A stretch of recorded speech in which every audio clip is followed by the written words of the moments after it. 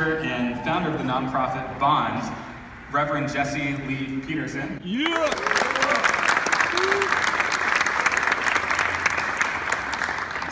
Let me just say that in terms of criminal justice reform, as was stated by the moderator, we have more people incarcerated in the United States than any place in the world.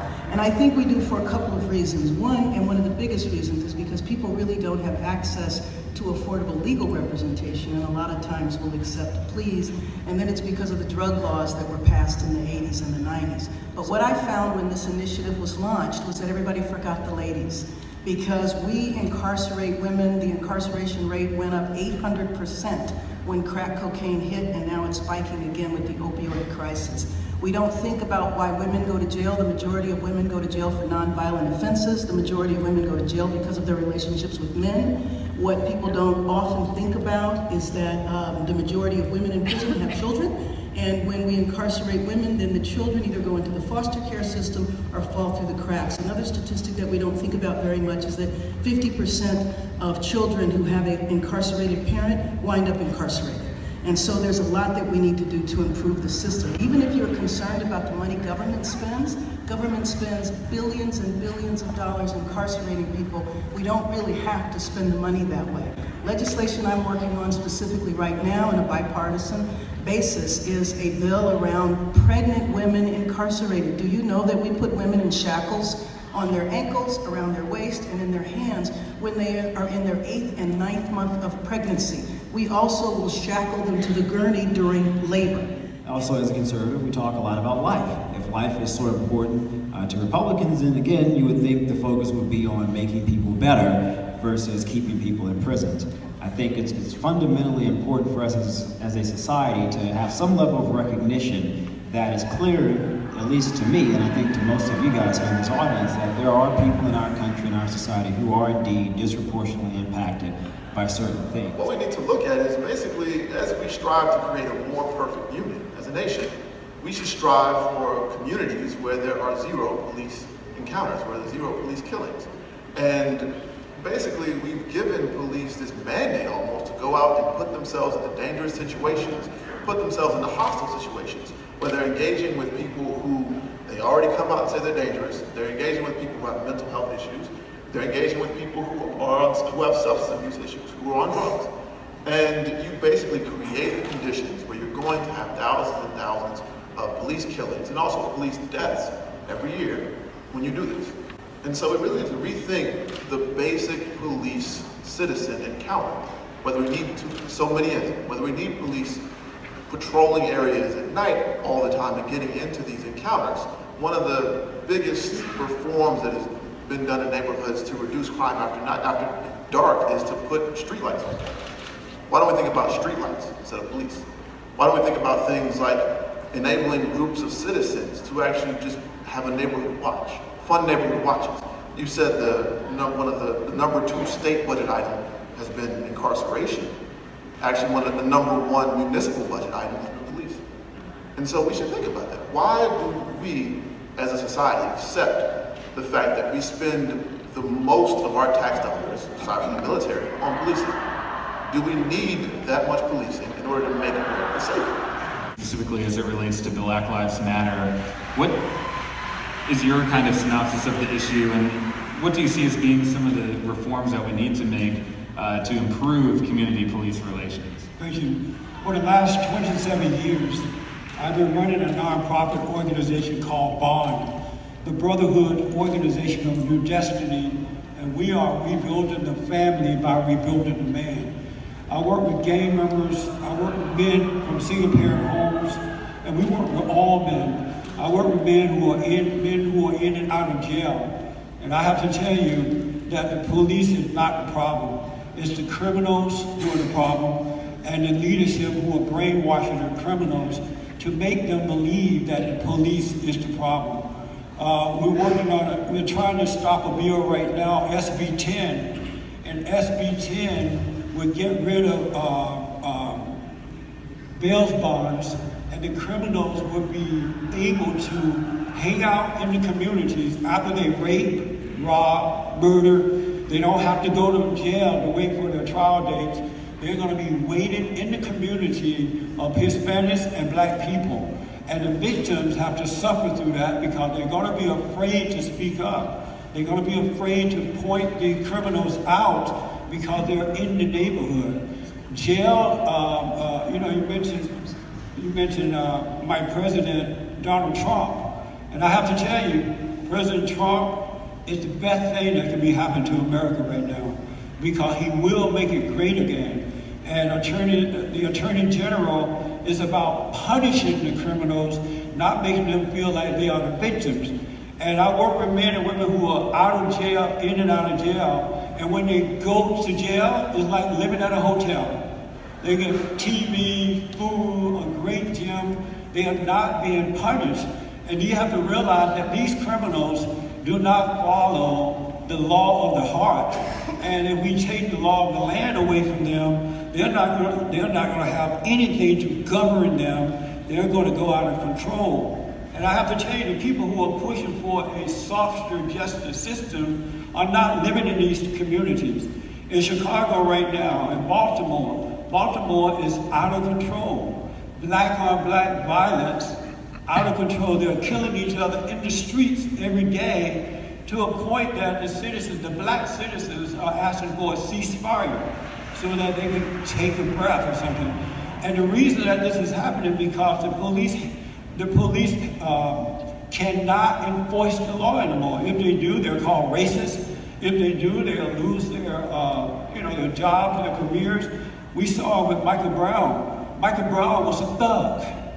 His father and mother failed him. He had no good parents. They separated. Michael had to raise himself, so he had no love from his parents. So he went out in the street and became a thug. He robbed a store. That's not all that he's done. I write about him in my book, The Antidote, Healing America from the Poison of Hate, Blame, and Victimhood. Michael Brown was a thug, and instead of pointing it out and telling black parents that you need to get married and raise your children in the right way to go, that kids need a father and a mother, they blame it on racism. They blame it on white cops. And now that the cops are holding back, the criminals are going out of control. You know, a lot of us have thought that Barack Obama would do something about it, the first black president. Instead, he proved that he didn't care anything about black Americans. And the crime in Chicago went out of control. And no one said, oh, Barack didn't do anything about it. It must be racism. But because Barack Obama was a liberal Democrat, a socialist, weak person, no one said anything. And now the crime is out of control in Chicago. Somebody at some point got to punish these people because if they're not punished for their crimes, black Americans, Hispanic, and white Americans are going to suffer even more so. And the Attorney General is right. You need tougher crime. You don't need to soften the crime.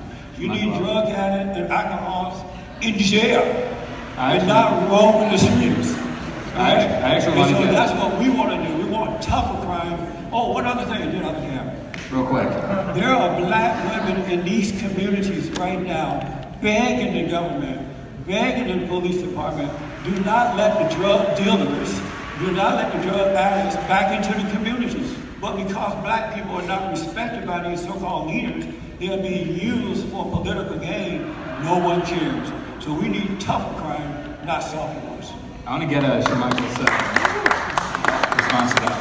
That's a lot. I mean, I think I'll first start with racism and Jeff Sessions. I think there are most certainly enough evidence that does indicate that people of color are disproportionately impacted as it pertains to the criminal justice system. I think, hold on. I think we merely have to take a look at the war on crime, Bill Clinton's crime bill. We saw disproportionately impacted over 1 million African American men. I am of the belief that I would have preferenced to spend that money on trying to educate these guys, trying to give them an opportunity to. So I don't know any person who wakes up and says, I want to commit a crime. I don't know any mother, whether it's a single mother or a two-parent household, that has a child and says, you know, I hope my child becomes a criminal. I think these are far more complex issues than that, and we have to look at the root cause. And by sending in more police officers to Chicago, when it's quite obvious that the problems are far more deeply rooted than that, I think people at their core want an opportunity to succeed and to do well. And I think, hold on, and I think by simply saying that we're going to jail them by not focusing on trying to figure out how to educate the most number of people as possible so that they can have an opportunity to succeed, I think we're failing our people in our country by doing so. And I don't think anyone in this audience would advocate for not being tough against criminals, right? Who wants criminals in their neighborhood? Raise your hands. Nobody's raising their hands because no one wants criminals in their neighborhood. But we also want sensible. We want sensible, logical, and rational laws and legislation that pertains to criminal justice. And I don't think that's too much. I want to say that there is a reason for blacks and Hispanics committing crimes. We need to figure out how we're going to do this panel, okay? And the reason is... We need to figure out how we're going to do the panel. I'm speaking. I know, but I think But that you you can't have to speak stop. off me. You need to hold on. Yeah, but I mean... Hold on. Hold on. Okay? You can't be rude to me. Thank you. Very quick. Now we get the congressman. Right. I can't believe It's not just me. I think I want to say that there is a deeper cause for this. I do want to first say that there is no such thing as racism. Racism has never existed. It's a lie. It's a lie that's being used. It's a lie that's being used to divide and conquer, to keep black people angry at white folks and to keep white people afraid to speak up. The battle is, it is black Americans, not all, are suffering due to the destruction of the family and the lack of moral character. If they had fathers and mothers together, loving them and guiding them in the right way to go, they would not, you wouldn't see the type of crime. So no Ku-Klux Klan never existed. Congresswoman get in on this. And as far as Black Lives Matter, Black Lives Matter is a radical, evil, agitative organization that is worse. I just want to make sure everyone has a chance to speak here. Thank you. Congresswoman. And I wasn't just interrupting for me. We have to figure out how we're going to do this panel. If one person is going to be on the panel, But then you fine. cannot There are interrupt other me. things to do. It's not up to you to decide that. All right. Thank you, Congresswoman. Anyway, the definition of insanity is to keep doing the same thing over and over again and expecting a different result. So the war on drugs, the latest one, was launched in the 80s around crack cocaine. We didn't know very much about addiction at the time. I have a medical background. When we learned more about addiction, we learned that it was really kind of stupid to incarcerate people for a health issue. And Jim Crow, and people were killed for trying to go vote. So, and act like it's disappeared over the last 50 years or so. That's also just a fantasy. And when we're talking about incarceration, we're talking about policing, there are absolutely no rigorous studies, facts, no body of data, no body of knowledge that says that tougher crime laws are better for reducing crime. What we do know, and what there are studies on, what people from all neighborhoods will tell you, is that tougher crime laws put more people in prison. We know that. Keeping them in prison longer disrupts families more, it disrupts children, and keeping them from working, keeping people who come out of prison from working, and keeping them from voting, and keeping them from participating in their communities when they come back is another way to disrupt the community. So how can you say you are for the black family or for the Hispanic family and also say that you are for tougher crime laws? Because the one thing that disrupts families most, aside from unemployment, is crime law. Putting people in prison. So those two ideas are just incongruent. They don't work. We know for 30 years, for the entirety of my life that's been post the height of the war on drugs, we know the reason why we're still here talking about crime and incarceration is that war did not work. We have to start thinking about new things, about figuring out what to do. You know, you have data, you have people telling you this stuff doesn't work, and you have the very reality we live in right now, which is that America has the most crime in most of the world. We incarcerate more people than most of the world by twice, and we still continue to have crime year after year. So what is the real issue? It's not the fact that our crime laws are not tough enough. Just impossible.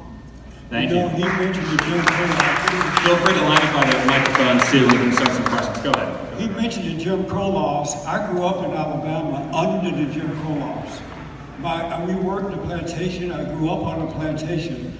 And during those days, you did not see black on black crime out of control. Black Americans were not going to jail for the most part. And the reason for that is that they had family. They had fathers and mothers in the homes. The fathers and mothers were good examples.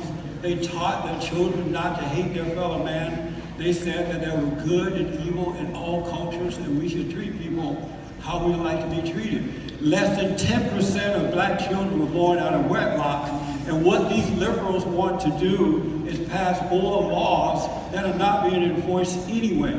The solution to the black on black violence and to the black on white violence is family. It's not going to get better until 73% of black children are born out of wedlock. 73%. It is not going to get better until we restore the families. But the liberals don't want to do that because they want black Americans brainwashed, dumbed down, and demoralized in order to keep them in power. It's about that and nothing else. The family is the solution. All right. I agree with everything every one of you have said. I think most of us do. We want a beautiful country, we want a safe country. And we try to reform the drug laws, and it exacerbates the disintegration of the family. And there's much to say about family disintegrating where there's no father or mother in the foster care system. That makes a situation where kids are born into poverty, they have no hope, there's no leadership. It's a tragic situation, but how could all these ideas, why is there no leader? Why is there no person that can see how we put these things together? You enact one reform and it tugs at something else. How do we bring all these things together? Find that Excellent. common ground Well, to solve that problem. I think there's a lot of common ground on this panel, actually, with maybe an exception. But I mean, I think that there's a lot of common in terms I of wouldn't how do we that if this I was issue. you, Carrie. Well, legislation, how can you turn this I into would not results? do that. I would say that the problem is with the incentives, right? Just so Karen would know, I wouldn't do this. I don't take that kind of Okay. stuff. Okay. So don't do that. I don't even know what you're talking about. All right. Go ahead, Austin. It's good drama, but I'll tell you what I'm It's learning. not drama. So I would say that the problem is with the incentives, right? So if you consider the issue of drug crime, right? The Milton Friedman once said that the role of the government is to protect the cartel.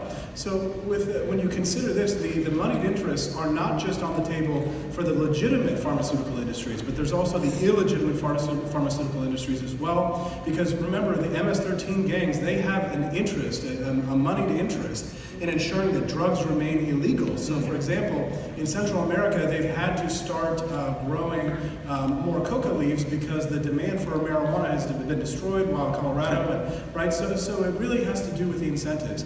We're incentivizing crime by creating bad laws. So but it will take a sincere and alert citizenry in order for us to change the incentives so that when people are going to do something that is a crime now, in the future it's a chemical issue, we the people have to stand up because the Constitution, as George W. Bush famously said, is just a GD piece of paper.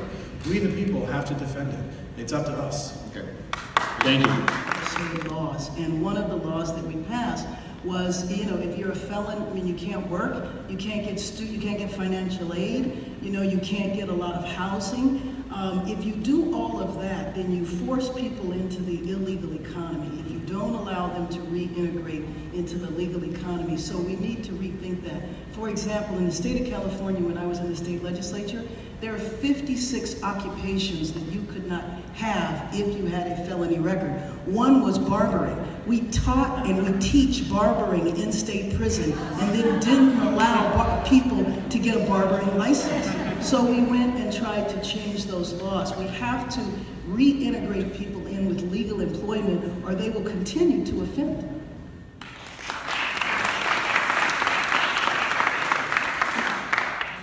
I feel like it's parents that have to teach their son morals and values on what they do when growing up and to be aware.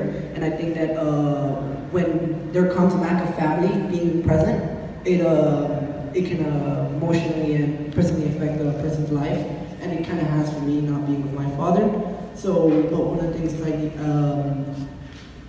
to kind of motivate or find ways that the community can get people with single mothers, single fathers to move forward with their kids. And the question is that how can we, as a community, find a way to, reach out to these parents that don't speak out for their kids, or because they're having different financial hardships where they can't get the help and they either can't afford it or can't reach out to it. So I'll take that one. I grew up in a community where drugs, where incarceration, where people get stopped and sometimes killed by the police were problems constantly. So family members and good friends who are in prison, and I'm the only person of my cohort that graduated and ended up with a job. I think, lots of them are fathers now, and they don't see their kids. Lots of folks like that. I think what we don't talk about enough is sort of the overlapping layers of community responsibility, of looking out for our brothers, looking out for our sisters, and being good people and human beings. We have more responsibility, I think, to go out and make sure that all the kids in our communities are taken care of. And that's not just our neighborhoods, our little racial blocks or whatever. It's saying, look, as a city, we, in whatever city, in Los Angeles, in Pasadena, want our community, the kids in our community, to do well. And we're going to do everything we can to make life good for those people. And sometimes that means taking up the slack for people who aren't doing what they're supposed to do. And I think that's good governance. That's what I think the preamble says we should do. Again, a more perfect union. We need to go out and build America, cities, communities, and families that look out for each other. Thank you. Thank you. Including the fact that I've also been a former probation officer and I've also been a parole agent. And I see all the different points, except for kind of one. But what I want to get to is saying, it's kind of in a way of a question, is the problem, agreed, with not being able to find employment. Too many people I had that problem, that they couldn't find a job or they couldn't find somewhere to live. And as well as the plea agreement situation. Too many times people were taking plea agreements on something that they really did not do. The other aspect of it is that we're spending the money on the back end, which is why it's getting so darn expensive, instead of on the front end. And whether it's a congresswoman or one looking to be in office, a senator, in terms of working on legislation to spend more on the education aspect and on transitional age youth. If we can deal with the TAs, the transitional age youth, that's a big area, and children in terms of the education opportunities and the job training opportunities. We used to have, they had shopping stuff in the high schools so that people could come out with a trade. And we don't do that for our children anymore. Let me just say that I work on the foster care system. When she was referring to transition age youth, when foster children who don't have parents, right, or probation, when they don't have parents, when they turn 18, we essentially put them on the street and then say good luck to you.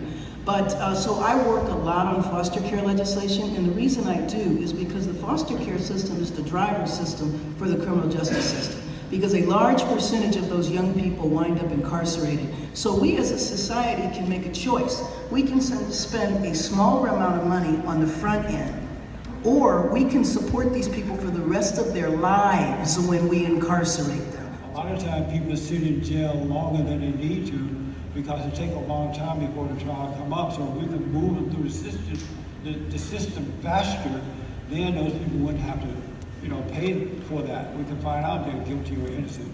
But they sit in there for years and sometimes months to a year or so. Then you find out that they were innocent. So we need to reform the justice system to make it work. But if I can just say that, it's so interesting. I think this is a great dialogue, but we talk about the justice system. How about focusing on making sure they never go in the first place?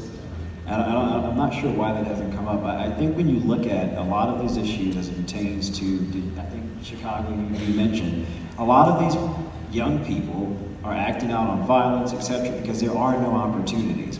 So the millions of dollars that we're spending on more police, the billions of dollars we're spending to build more prisons, why not focus on building more libraries or providing more resources or focusing on trade skills in high schools, which is what I believe you mentioned earlier. So again, it makes more logical and practical sense to focus on these things early on at the front versus saying, well, we'll let whatever happen and then when they commit crime or get in trouble, we'll just put them in prison. That isn't logical to me.